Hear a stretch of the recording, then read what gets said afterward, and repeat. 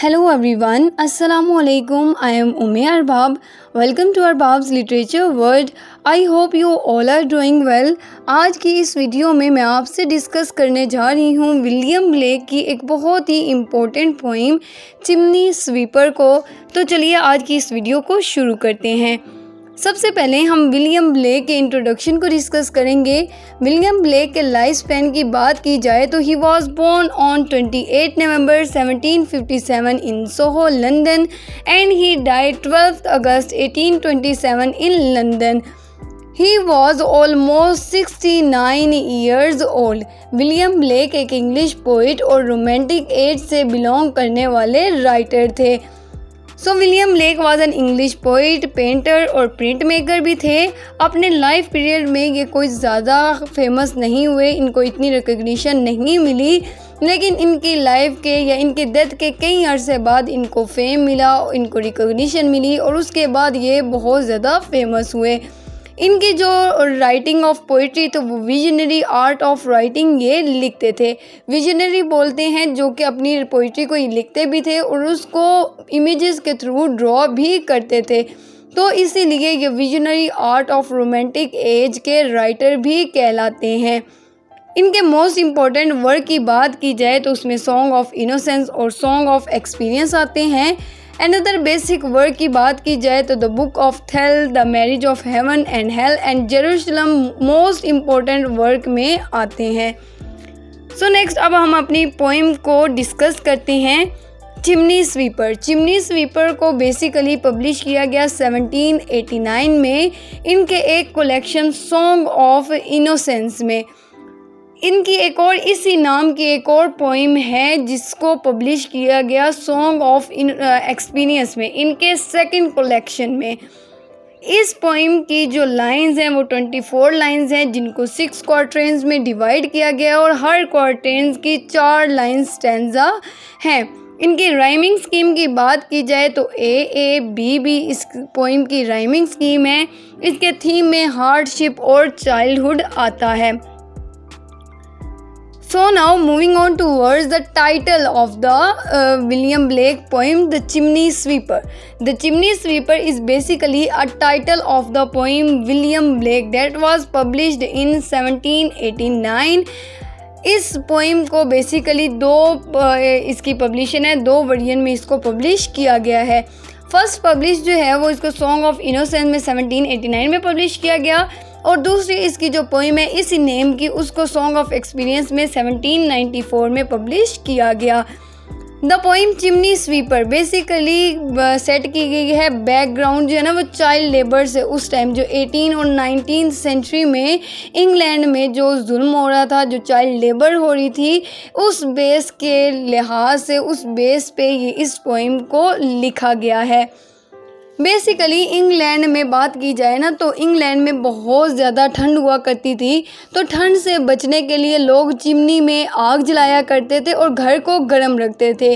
William Blake के दौर में उन चिमनी को साफ़ करने के लिए बच्चे हुआ करते थे और उनको हायर करके बच्चों को चिमनी के अंदर भेज कर चिमनी साफ़ करवाया करते थे, तो इसी पे ही इस पोइम को लिखा गया है। At the age of 5 or 4, boys were sold to clean chimney due to their small size. 4 या 5 साल के बच्चे होते थे, उनको बेच दिया जाता था ताकि वो चिमनीज़ को साफ़ करें। और इस रीज़न ये थी कि बच्चों को ही क्यों चिमनी साफ़ करिए करवाया जाता था, क्योंकि चिमनीज़ का जो मुंह है ना वो ऊपर से बिल्कुल बारीक और पतला होता था, इसीलिए छोटे बच्चों को हायर किया जाता था ताकि वो चिमनीज़ को साफ़ कर सकें। These children were opposed and had a diminutive existence that was socially accepted at that time. उस टाइम ये चाइल्ड लेबर या इस तरह की जो चीज़ें थी वो एक्सेप्टेड थी, काबिल बर्दाश्त थी, काबिल कबूल थी, क्योंकि उस टाइम चाइल्ड लेबर के इस तरह कोई गुनाह, जिस तरह आज के इस दौर में अब चाइल्ड लेबर का काम करवाया जाए तो सज़ा दी जाती है, लेकिन उस दौर में सज़ा नहीं दी जाती थी, उसको सोशली एक्सेप्ट किया गया था। Children in this field of work were often unfed and poorly cloth. उनको बेसिकली क्लॉथ भी नहीं दिए जाते थे, अनफेड होते थे, भूखे होते थे और उनसे बहुत ज़्यादा वर्क करवाया जाता था। In most cases these children died from either. इन जो केसेस में जो बच्चे होते थे ना, वो उनकी जो डेथ थी वो नेचुरल नहीं होती थी, बल्कि उनकी जो डेथ होती थी वो चिमनीज़ को साफ़ करते हुए, जब उनका वो जो गंदगी और धुआं वो होता था ना, जो मिट्टी होती थी, उसकी वजह से उनके लंग्स को प्रॉब्लम होती थी, उनके लंग्स डैमेज होते थे और वो एक हॉरिबल डिजीज़ से उनकी मौत होती थी। From breathing in the suit. Suit बोलते हैं कि जो चिमनीज़ के अंदर जितनी भी गर्द और मिट्टी इकट्ठी हो जाती है ना, उसको सूट बोलते हैं। तो उस गर्द और मिट्टी की वजह से उनकी जो तबीयत थी वो हालत ख़राब हो जाती थी, इसी वजह से उन बच्चों की जो डेथ है वो होती थी। Basically the poet in this paragraph not appreciating this, he rather strongly condemns the religious beliefs which were put in the minds of the poor working class people so that they may keep working, pay taxes and never raise voice against the upper class or church। और ताकि upper class और church के ख़िलाफ़ कोई भी अपना हाथ खड़ा ना कर सके, इसीलिए वो उनको पैसे या कपड़े जो हैं वो चीज़ें दे दिया करते थे। In the either poem a young chimney sweeper recounts a dream. इसके जो पहला पार्ट है ना, उसमें एक तो जो बच्चा होता है वो अपनी स्टोरी बताता है कि किस तरह उसकी मदर की डेथ हो जाती है और उसका जो फादर है उसको बेच देता है। और जो सेकंड उसका पार्ट है ना, उसमें जो एक छोटा बच्चा है जॉन नेम का, वो बताता है कि किस तरह उसने एक ख्वाब देखा और उस ख्वाब के ज़रिए उसने देखा कि अगर हम अपना काम ठीक तरीके से करेंगे तो हम अपनी अच्छी तरीके से लाइफ गुजार सकते हैं। तो उसके ख्वाब के बारे में और इस बच्चे की जो किस तरह वो चिमनी स्वीपर बना, उसकी डिटेल हम आज इस पोएम में डिस्कस करेंगे। इंटरप्रिटेशन अगर इस पोएम की जाए तो the chimney sweeper of innocence Blake can be interpreted to criticise the view of church that through the work and hardship. इस पोइम में बेसिकली जो विलियम ब्लेक है ना, वो वर्क को, जो चर्च है ना, उसको क्रिटिसाइज़ कर रहे हैं कि किस तरह छोटे बच्चों से उस टाइम पे काम लिया जाता था और फिर ये कह दिया जाता था कि आपकी जो ये ज़िंदगी है ना, ये आप वर्क के साथ, हार्ड वर्क के साथ गुजार लो और फिर जो आपकी अगली ज़िंदगी है, जो नेक्स्ट मॉर्टल लाइफ है, उसमें जब आप जाओगे तो वहाँ पे आपको खुशियाँ ही खुशियाँ मिलेंगी। तो यहाँ पे विलियम ब्लेक जो है वो चर्च को कोई ख़ास अप्रिशिएट नहीं कर रहे, बल्कि वो रिलीजियस को एक टोंट के थ्रू एक क्रिटिसाइज़ कर रहे हैं कि किस तरह छोटे बच्चों से काम लिया जाता है और फिर रिलीजियस का हवाला देकर उस बात को ख़त्म कर दिया जाता है। When my mother died, I was very young, and my father sold me, while yet my tongue could scarcely cry, weep, weep, weep, weep. So your chimneys I sweep, and in soot I sleep. There's little Tom Dacre, who cried when his head that curled like a lamb's back was shaved. So I said, hush, Tom, never mind of it, for when your head's bare, you know that the soot cannot spoil your white hair. And so he was quiet, and that very night, as Tom was a-sleeping, he had such a sight that thousands of sweepers, Dick, Joe, Ned, and Jack, were all of them looked up in coffins of black. And by came an angel who had a bright key, and he opened the coffins and set them all free. Then down a green plain, weeping, laughing they ran, and wash in a river and shine in the sun. Then, naked and white, all their bags left behind, they rise upon clouds and sport in the wind. And the angel told Tom, if he'd be a good boy, he'd have God for his father and never want joy. And so Tom awoke, and we rose in the dark, and got with our bags and our brushes to work. Though the morning was cold, Tom was happy and warm, so if all do their duty, they need not fear harm. तो चलिए अब इस poem को बाकायदा तौर से शुरू करते हैं। When my mother died, I was very young. जब मेरी माँ मर गई तो मैं बहुत छोटा हुआ करता था। And my father sold me. और मेरे बाप ने मुझे बेच दिया। While yet my tongue. जबकि मेरी ज़ुबान could scarcely cry, weep, weep, weep, weep. जब मेरी माँ मर गई तो मैं बहुत छोटा था, यानी कि मेरी उम्र बहुत कम थी और मेरे बाप ने मुझे बेच दिया। वो भी तब जब मैं बोल भी नहीं पाता था, मतलब कि मैं ठीक से अभी रो भी नहीं पाता था, मैं रोने के काबिल भी नहीं था, तब मेरे बाप ने मुझे बेच दिया। So your chimneys I SVEEP and in suit I sleep.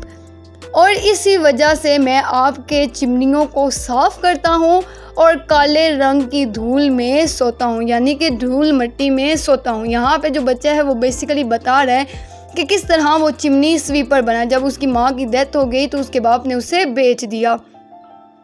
Interpretation अब हम हर स्टेंजा की करते जाएंगे।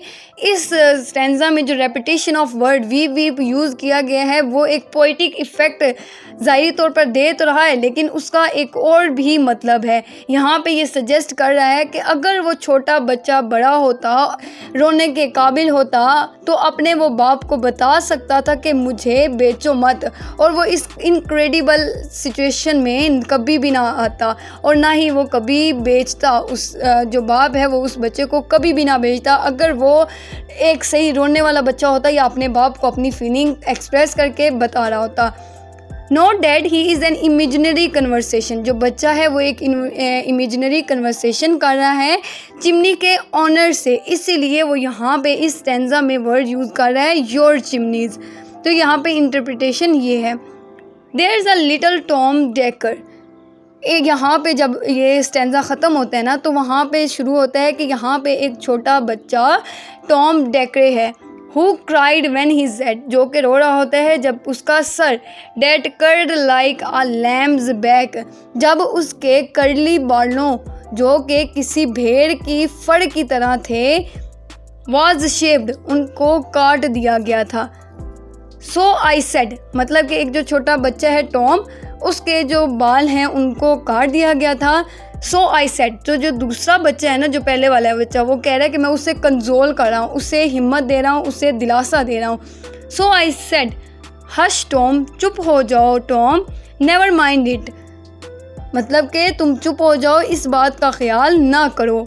For when your head's bare, जब तुम्हारा, कह रहा है कि अगर तुम्हारा सर जो है वो बालों से खाली हो जाए तो इस बात का ख्याल मत करो। You know that the soot can not spoil your white hair, तो तुम जानते हो कि तुम्हारे जो ये धूल मिट्टी है तुम्हारे बालों को ख़राब नहीं करेगी।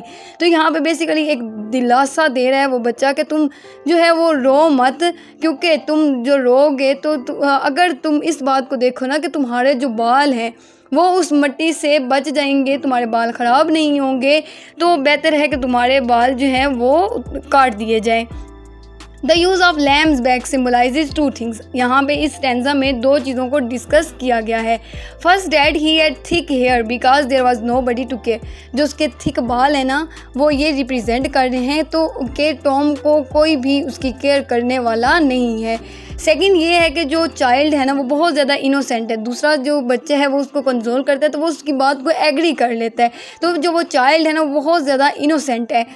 This line not only depicts the child's innocence and love, but also his maturity in such a young age.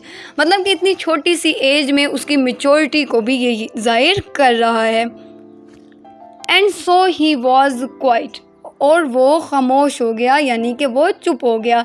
And that very night, और उसी रात, as Tom was sleeping, he had such a sigh, और उसी रात जब Tom सो रहा था उसने एक विजन, यानी कि एक ड्रीम, एक ख्वाब देखा।